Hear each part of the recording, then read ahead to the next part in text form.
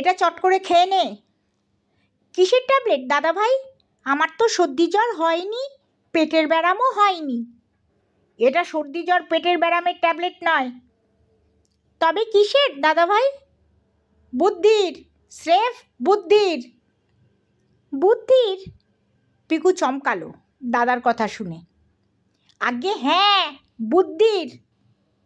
বড়ি খেলে বুদ্ধি বাড়ে এমন কথা তো আগে কখনো শুনিনি।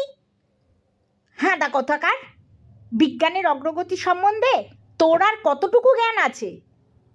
এই বলে বুক পকেট থেকে দুটো ট্যাবলেট বার করলো ছোটন। একটা তার ছোট ভাই পিকুর হাতে তুলে দিয়ে বলল, বেশি নয়, 10টা খেলে বুদ্ধি খুলে যাবে, পড়াশুনোয় মন আসবে, বিদ্যাসাগর হয়ে যাবি, সামনে পরীক্ষা, অঙ্কে 100-য় 100 পাবি। বলিস কি দাদা ভাই? কোন ডাক্তারে দিয়েছে? গাধা, সে কথা জেনে তোর কি লাভ? যা বলছি শোন। কিন্তু কিন্তু কি? ভয় পাচ্ছিস? কেন ভয় পাবো না কেন দাদা ভাই? পানু দাদার কি দশা হয়েছিল মনে নেই?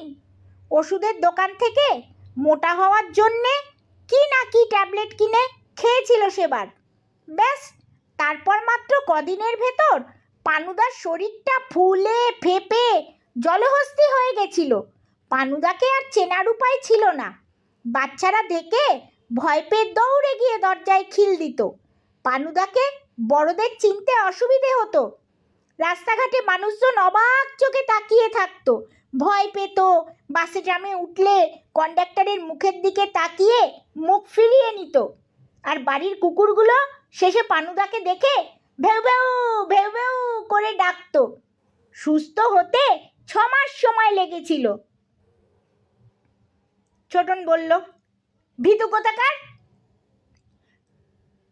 এরই মধ্যে ওদের মাঝে মা এসে দাঁড়ালো। মাকে দেখে ছোটন সামনে নিল কোনো ক্রমে। তোরা এখানে দুটোই কি করছিস রে? হাতে তোর কি দেখি? পিকুর মুখটা ভয়ে কেমন যেন সাদা হয়ে গেল। ছোটন ওর দিকে কটমট করে তাকালো। পিকুর হাতের মুঠো মায়ের চোখ এড়ালো না। ডাক্তারের দেওয়া আমাকে লিভারের ট্যাবলেট তোর হাতে কেন রে? ছোটন ধরা পড়ার আগে সোজা সিঁড়ি টপকে ছাদে। দাদা ভাইটা ভীষণ দুষ্টু, সব তাতে তাকে জড়িয়ে দেবে, নিজে সাধু সাজবে। দাদা ভাই বলছিল এগুলো খেলে নাকি